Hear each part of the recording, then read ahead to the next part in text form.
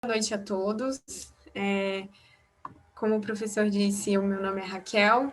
Eu sou professora tutora das turmas, né, de engenharia e arquitetura do pessoal que faz semi-presencial na UniBTA, aqui no polo de Florianópolis. Eu não sei se tem outros polos aqui conosco, mas boa noite a todos. Eu espero que todos estejam bem e seus familiares também. Me apresentando, eu sou arquiteta formada, sou sócia de um escritório de arquitetura e urbanismo aqui na cidade de Florianópolis. Faço também mestrado na UFSC, na área de psicologia ambiental, e também sou pós-graduada na minha área. E é exatamente sobre psicologia ambiental que a gente vai conversar um pouquinho hoje. Não sei se todo mundo que está aqui acho que tem arquitetura e engenharia, né? Mas é um tema bastante abrangente, bastante interessante, estudado pelas duas áreas do conhecimento, tanto a parte mais exata para a engenharia, então existem engenheiros analisando essa área, assim como também para a arquitetura, a parte mais qualitativa do estudo. Eu vou mostrar aqui para vocês depois da minha palestra, alguns estudos sobre a área também. Deixa eu compartilhar minha tela. Professora, eu não estou configurada para compartilhar a tela, só me habilita aí, por gentileza. Já está, professora. Deixa eu ver. Agora está.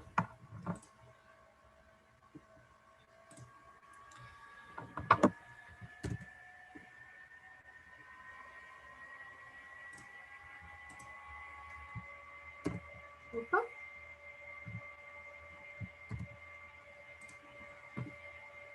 Todos veem bem assim? Sim, conseguimos ver. Certo. Então, eu fiz um recorte dentro da psicologia ambiental, até porque se a gente fosse conversar sobre toda ela, a gente ficaria aqui não só uma noite, mas uma semana, muito provavelmente, porque é uma área do conhecimento que estuda questões como percepção, cognição, enfim, a neuroarquitetura também saiu dessa área, então ela tem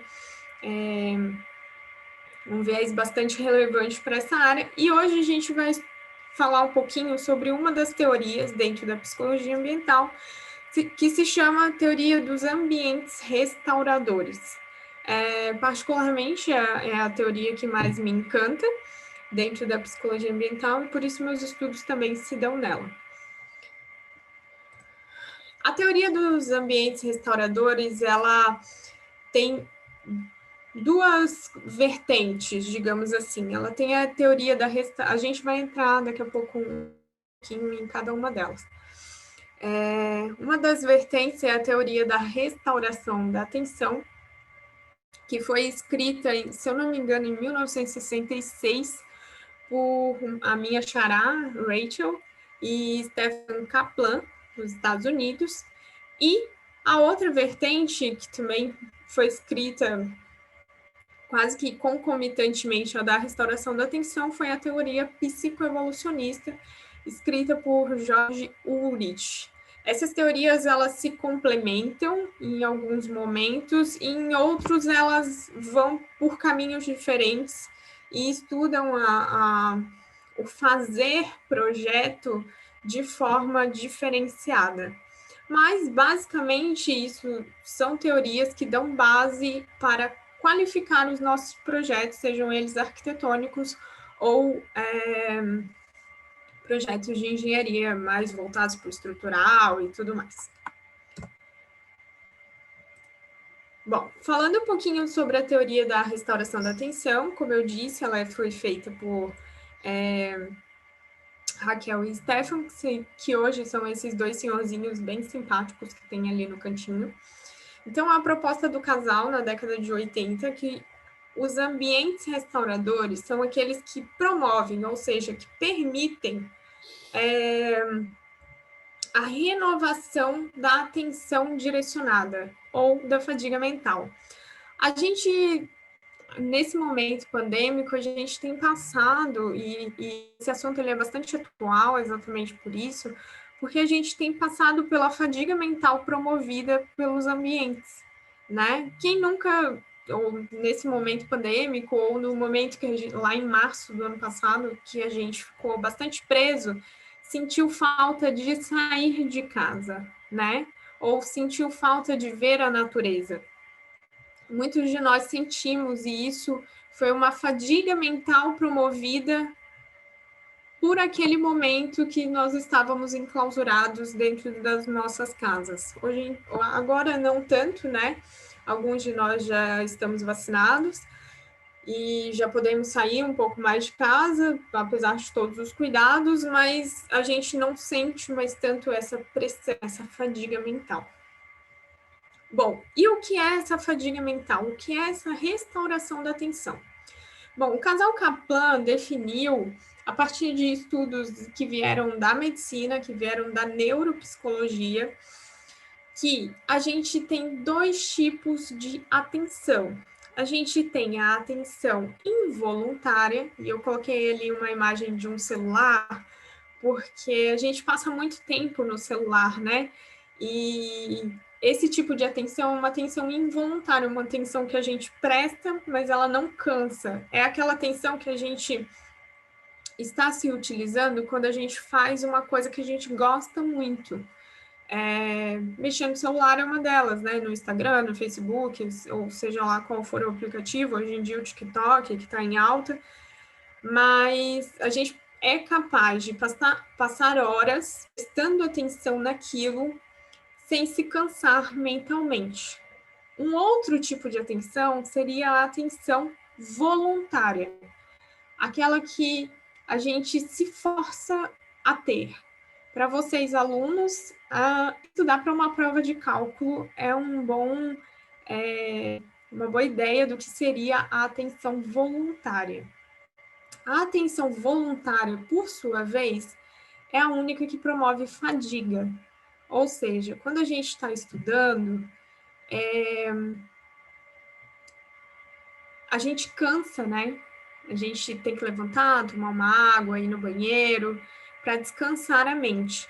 E, passado esses tipos de atenção, a Raquel e o Stefan, eles descobriram que os ambientes são capazes de promover ou de retirar esse tipo de atenção dos seres humanos, ou seja, nós, enquanto arquitetos ou enquanto engenheiros, somos capazes de promover ou de retirar esse tipo de atenção das pessoas, né, nos nossos projetos.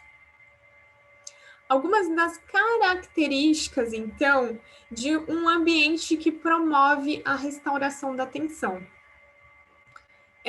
O ambiente ele precisa ser fascinante no sentido de ele precisa promover que a gente preste atenção nele sem se cansar, ou seja, aquela atenção involuntária que eu estava falando.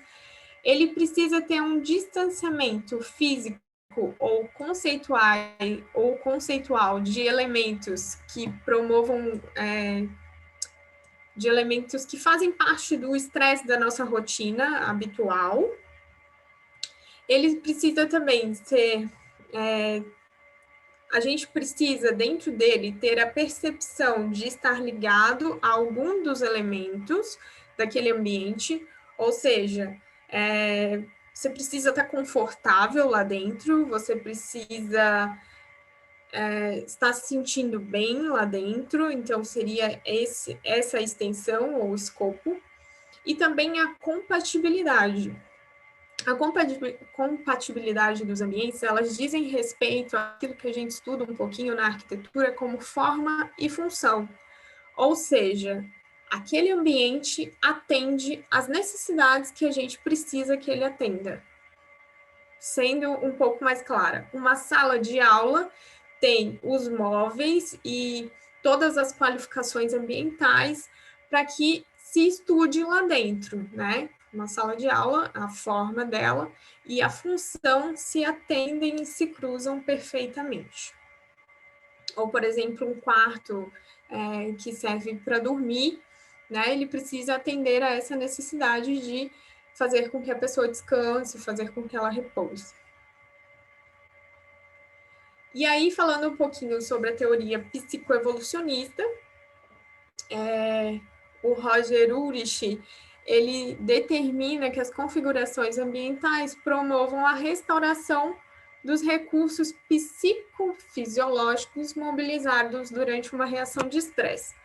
Ou seja, para Roger, quando a gente se estressa, a gente fica nervoso, tem taquicardia e, enfim, várias reações psicofisiológicas, né, que são chamadas na medicina assim. Para esse ambiente ser restaurador, ele precisa nos acalmar, ou seja, ele precisa nos promover a recuperação de todas essas reações psicofisiológicas. Então, os ambientes, eles precisam ser visivelmente prazerosos e eles não podem estar desconectados das necessidades intrínsecas dos seres humanos.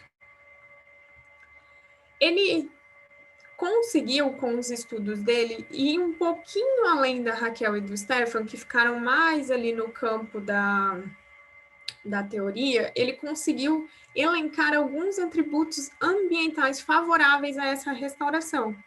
Então, ele diz que o ambiente ele precisa ter uma complexidade moderada, ou seja, você não pode entrar num ambiente que seja muito bagunçado, porque aquilo vai promover o estresse e não a restauração. Então, a complexidade das formas, elas precisam ser moderadas. Esse ambiente precisa ter pontos focais bem formulados, né? A gente estuda um pouquinho em perspectiva lá em desenho técnico sobre pontos focais, a ideia é exatamente a mesma. Aquilo ajuda com que a gente recupere as nossas necessidades psicofisiológicas. Esse ambiente ele precisa ter limites claros, ou seja, a gente precisa saber onde está, saber aonde ele começa, saber onde ele termina. A gente precisa que a noção do nosso campo de visão abrace todo o ambiente, ou seja, a sensação de que os elementos enxerguem mesmo os elementos, ou que a gente tenha uma noção de quais são os elementos que tem naquele ambiente. A gente precisa ter sensação de controle do que está acontecendo ao nosso redor, dentro do ambiente, para que ele promova a restauração. Precisa ter um deslocamento tranquilo dentro do ambiente, né? Ou seja, não ser muito cheio.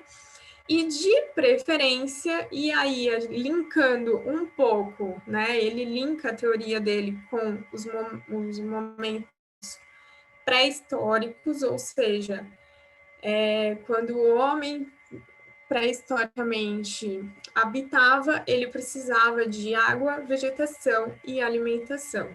Então, sempre que o homem tem, até hoje, né, que o nosso corpo dispõe de água, vegetação e alimentação dentro de um ambiente, a gente fica mais tranquilo. Não é à toa que a nossa casa costuma ser o nosso refúgio.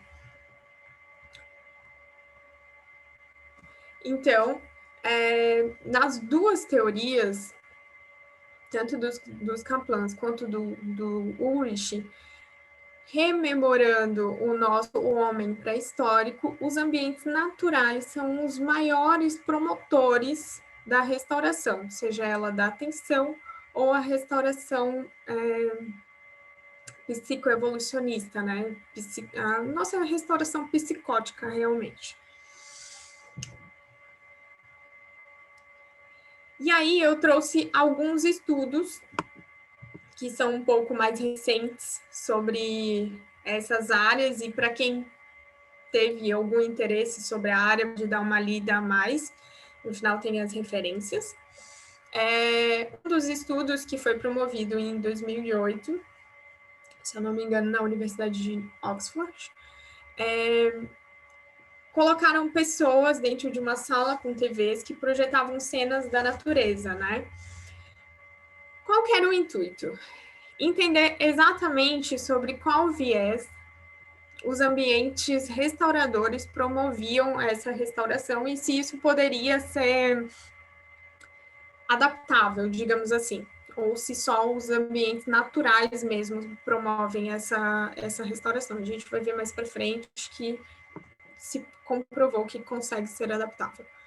Mas, enfim, colocaram pessoas dentro de uma sala de TV que projetavam cenas da natureza, um outro grupo de pessoas em uma sala que tinha uma janela para um parque e um outro grupo de pessoas dentro de uma sala sem janelas e sem a presença da televisão. Esse estudo concluiu que os seres humanos se adaptam à perda da natureza real, mas que, ao fazer isso, a gente sofre custos psicológicos, ou seja, a gente tende a ficar mais irritado ou mais estressado. Existe até um estudo que eu sempre comento com os meus alunos de um hospital que foi feito aqui no Brasil, que dentro de estudaram pessoas que estavam internadas dentro de, se eu não me engano, na ala do câncer do hospital. E algumas janelas davam para árvores, davam para copas de árvores, e outras janelas davam para um muro que tinha ao lado do hospital. As janelas que davam nos quartos, onde as janelas davam para copas de árvores, as pessoas se recuperavam com mais facilidade ou reclamavam menos de dor, se alimentavam melhor e tomavam os remédios com mais frequência. Bom, um outro estudo foi lançado no ano de 2009 e analisou também diferentes grupos de convidados, e eles começaram a refletir sobre problemas diários relativos a momentos da vida de cada pessoa, né? Então, eles visitaram 4 ambientes distintos, e aí tinham vários tipos de ambientes, fechado, aberto, enfim. Os autores concluíram que a resolução de problemas das pessoas foi superior para os participantes que eram expostos a ambientes naturais. Ou seja, eles ficavam menos estressados, consequentemente, eles conseguiam pensar melhor e resolver melhor os seus problemas. E aí, um outro tipo de estudo, esse é bem interessante porque ele todo é de natureza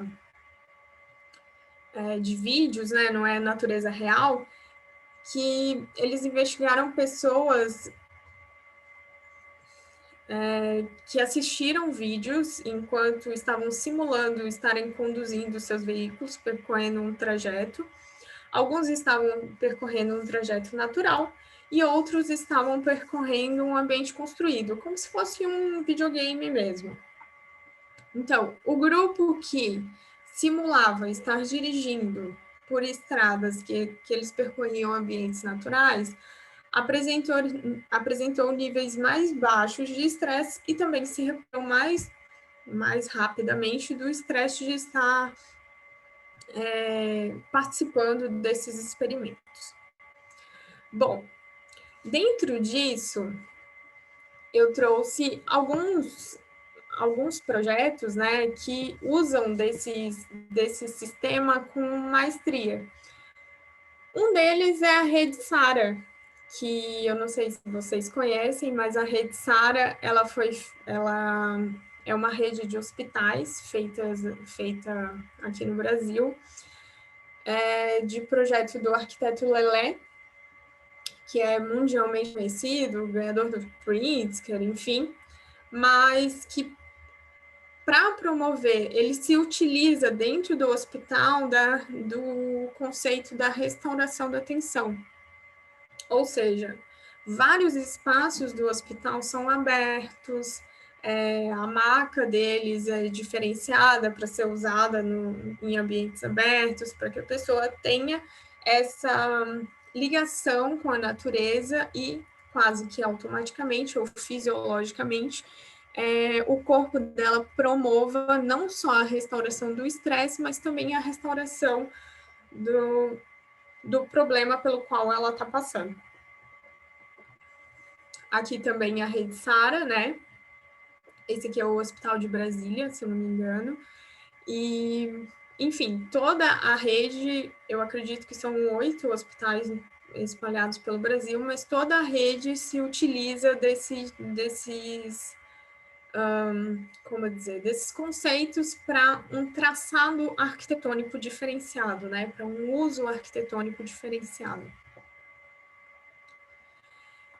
E aí, voltando para outro tipo de estudo, a gente tem que não só os ambientes, mas que também o contexto social, né? Os contextos de faixa, os contextos individuais e grupais, ou seja, em qual grupo de pessoas você está inserido, também pode ou não promover a restauração da atenção, mas isso é uma segunda etapa para uma segunda aula, mas eu vou deixar aqui só a ideia para que vocês pesquisem mais sobre o assunto também. Ai.